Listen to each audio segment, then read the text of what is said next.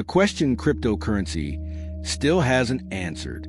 After every cycle, every crash, every breakthrough, one question refuses to disappear. Not about price, not about technology, but about meaning. Cryptocurrency solved problems many thought were impossible. Permissionless transfer, borderless coordination, scarcity enforced without authority. Yet despite all of that, uncertainty remains. To understand why this question still matters, we have to look at what cryptocurrency never promised. It never promised fairness. It never promised stability. It never promised to protect people from themselves. It promised rules. Clear, consistent, unforgiving. That promise reshaped finance. But it also exposed a deeper tension. If money can exist without control, what responsibility comes with that freedom? For years, institutions absorbed risk. They softened outcomes. They had consequences behind policy and delay. Cryptocurrency removed those buffers entirely. Every decision became final. Every mistake became personal. Every success became undeniable. That clarity was empowering and terrifying. Some saw liberation.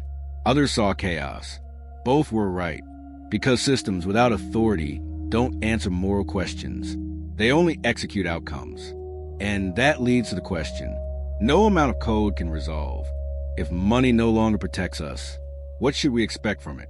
That uncertainty has followed cryptocurrency, from its first block to its latest upgrade, and it isn't going away. As cryptocurrency matured, expectations fractured. Some wanted it to behave like money, stable, predictable, widely accepted. Others wanted it to remain an experiment, volatile, uncompromising, free from intervention. Both visions couldn't coexist peacefully. When prices surged, critics demanded regulation. When prices fell, supporters demanded patience. Every outcome was interpreted through belief, not agreement. This revealed the unresolved tension at the core. Cryptocurrency removed authority, but it didn't remove human expectation. People still wanted protection, from loss, from mistakes, from volatility. But protection requires discretion, and discretion reintroduces power. Attempts to solve this created layers: insurance protocols, custodial services, governance tokens, safety wrapped around freedom. Each layer helped, and compromised something. More usability meant more trust. More trust meant more control. And more control meant drifting back toward the systems cryptocurrency set out to replace. This wasn't hypocrisy. It was reality. Absolute freedom is difficult to live with. Most people don't want full responsibility. They want options, escape hatches, someone to call when things go wrong. Cryptocurrency offered none of that by default. It offered clarity instead. And clarity forced an uncomfortable choice: adapt the system to human limits, or adapt humans to the system. That choice remains unresolved. Every innovation pushes it forward. Every failure pulls it back. The technology keeps advancing. The question stays exactly where it started. What should money do when no one is in charge? As the ecosystem expanded, answers multiplied, and with them, contradictions. Some argued money should be neutral, blind to outcomes, indifferent to context, a mirror reflecting behavior, nothing more. Others argued neutrality was avoidance, that systems shape incentives, and incentives shape lives. Choosing not to intervene was still a choice. This debate played out everywhere, in governance proposals, in protocol upgrades, in endless discussions about responsibility. Should code remain immutable, even when outcomes feel unjust? Or should systems evolve to reduce harm, even if that means discretion returns? Every compromise solved one problem and created another. Decentralization protected integrity, but it resisted correction. Flexibility reduced pain, but reintroduced power. There was no final design, only trade-offs.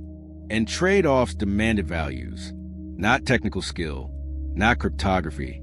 Values, that was the part cryptocurrency never automated. It removed rulers, but it didn't remove judgment.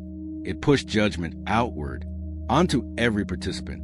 Users became their own banks, their own risk managers, their own regulators. Some thrived under that weight. Others rejected it. The system didn't choose sides. It never has. It simply allowed coexistence. Pure protocols beside layered services. Freedom beside convenience. That coexistence kept the experiment alive, but it also kept the question open. Because as long as people disagree on what money should protect, no system can fully satisfy them. And maybe that was the point all along. The answer never arrived as a conclusion. It arrived as a realization. Cryptocurrency was never meant to decide for us. It was meant to expose a decision. By removing authority, it revealed how much we relied on it. By enforcing rules, it showed how uncomfortable consistency can be. By offering freedom, it forced responsibility into the open. The question cryptocurrency still hasn't answered isn't technical. It's human. How much control are we willing to surrender? For certainty? How much responsibility are we willing to accept? For freedom? There is no universal balance. Only personal thresholds. Only choices made in real time, with real consequences. Some will choose protection. Others will choose autonomy. Most will move between them, depending on circumstance.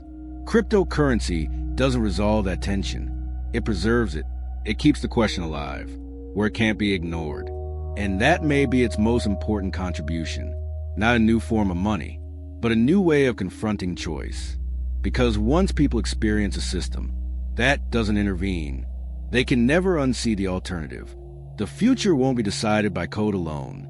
It will be shaped by how humans respond to the responsibility code makes unavoidable, and the question will remain, quietly shaping every decision that follows. The reason the question persists is that it has no clean answer. Every society has to discover its own balance between freedom and protection, between autonomy and oversight, between individual responsibility and collective insurance. These balances shift over time. They respond to experience.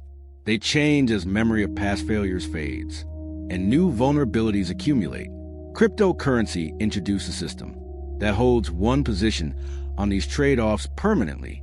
Maximum individual responsibility, minimum institutional buffer, complete accountability, no exceptions. That position is coherent. It is internally consistent. It follows from clear principles. But most human societies have not chosen to live at that extreme, not because they lack courage, because they have learned through experience and loss that some pooling of risk and some capacity for collective correction produces outcomes that most people find preferable to the alternative. The question cryptocurrency hasn't answered is whether that preference reflects genuine human values or merely the accumulated habits of dependence on systems that have long made dependence seem natural. No one knows. The experiment is too young. The data is incomplete. The cultural adjustment is still underway. But the question is real, and it will shape the trajectory of every development that follows, because how it gets answered, society by society, generation by generation, will determine what role these systems ultimately play in the architecture of human cooperation. That is not a small question. It is possibly the defining question of this particular moment in financial history. And the fact that it remains open is not a failure. It is a sign that something genuinely important is still being worked out. Sometimes the smallest shift in perspective becomes the beginning of a new future. The question also reveals something about the relationship between technology and values. That applies far beyond cryptocurrency. Technology does not resolve moral debates. It creates new conditions under which moral debates occur. The printing press did not settle disputes about authority. It restructured them. The internet did not resolve questions about privacy and expression. It gave them an urgency and scale they had never previously possessed. Cryptocurrency has done something similar. For the debate about money and responsibility, it has taken a set of questions that were previously obscured behind layers of institutional management and forced them into the open where they cannot be delegated, where they cannot be postponed, where each participant must decide, explicitly or by default, where they stand. That forcing function is uncomfortable, but it is also clarifying. And clarity, even when it reveals disagreement, is more useful than the comfortable ambiguity that institutional management had previously provided. The question cryptocurrency still hasn't answered will be answered eventually, not by code, by the people who use it, one choice at a time, one generation at a time, until the balance settles somewhere that most people can live with, or doesn't, and the experiment continues. The question